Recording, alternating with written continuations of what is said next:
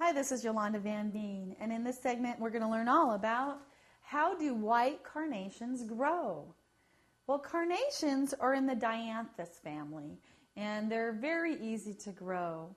And the easiest way to grow them is by seeds. So you start the seeds indoors. As soon as it stops freezing outside, you start the seeds indoors, and as soon as they start growing just a bit, you set them outdoors, and then they'll just come up and then they'll grow and bloom all summer long.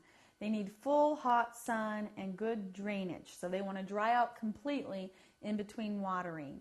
And as soon as they're done blooming, you cut the stems down and they'll keep blooming more and more blooms.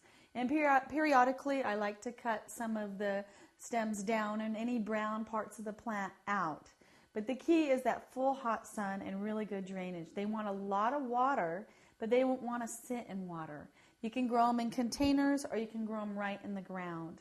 And they'll keep blooming all summer long. They're a great cut flower lasting up to 3 weeks in a vase. And white carnations are so symbolic.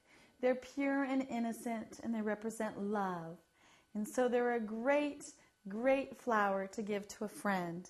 And they also represent youth and honesty. So they're a great representation of how you feel about a friend. And they're easy to grow in the garden as long as you give them full sun and good drainage.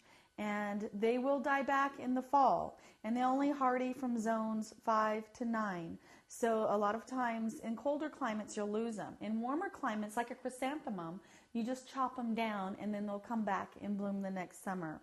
They do rot out easily, so they like to be on the dry side. And in the Northwest, I lose them sometimes over the winter just because of the wet weather. But I just start them by seed every spring, and they get so many beautiful results.